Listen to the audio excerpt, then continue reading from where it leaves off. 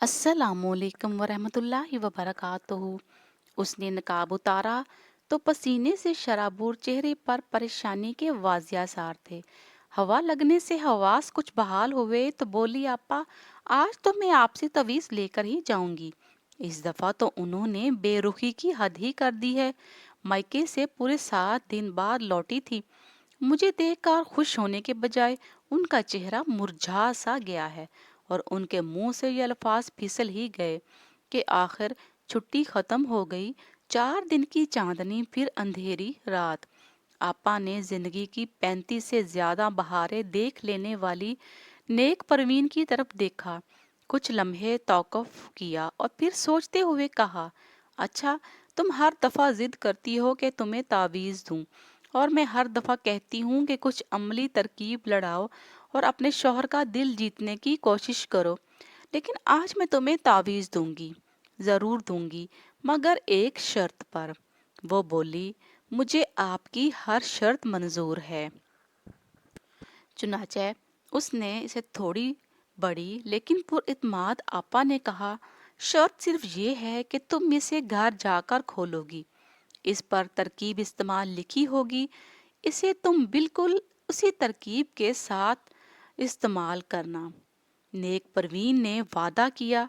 दरअसल इसे यकीन था कि आपा का तवीज़ तेज बहदफ होगा, क्योंकि उसकी वालदा ने आपा के बारे में यही बताया था कि अगर उसे आपा ने तवीज़ दे दिया तो इससे बेजार शोहर नामदाद उसका एक मर्तबा फिर से दम भरने लगेगा।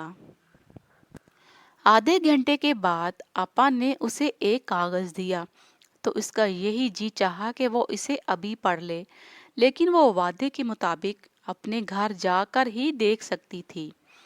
फिर जैसे ही वो घर गई उसने पहला काम कागज को खोलने का ही किया। वो जैसे जैसे तहरीर पढ़ती गई उसकी हैरानी में इजाफा होता गया। लिखा था, तावीज़ इस्तेमाल करने से पहले आपको अपने सर के तेल और मैल से चिपड़े बालों को किसी अच्छे शैम्पू से धोना होगा। उन्हें इसी हालत में लाना होगा कि आपके शौहर को यकीन हो जाए कि आपके बाल वाकई खूबसूरत हैं। अपने चेहरे और गर्दन पर पसीने और मैल की वजह से जमी मगर ना नजर आने वाली तह को उतार कर अपने शौहर को बावर कराना होगा कि आपका चेहरा अब भी तरोताज़ा और खूबसूरत है। आपको ऐसा लिबास पहनना होगा कि मालूम हो आप गरीब शौहर की नहीं बल्कि अच्छे खासे कमाने वाले खौमंद की बीवी हैं, और अल्लाह की ये नेमत आपके लिबास और वाजिया कता से नजर आ रही है। आपको अपने जिस्म पर चढ़ी फालतू चर्बी और ढोल जैसे बने पेट की हवा कम अज कम इतनी जरूर निकालनी होगी कि जब आप खड़ी हों तो अपने पाँव को देख सकें। आपको अपनी मैली कचैली कोहनियों और फटी हुई एड़ियों को ठीक करना होगा ताकि किसी को शक ना हो आप नौकरानी या बदज़ौक किस्म की एक देहाती औरत हैं। उस मकसद के लिए आपको अपनी ग़िज़ा को मुतदल बनाना होगा और रोज़ाना वर्जिश को मामूल बनाना होगा।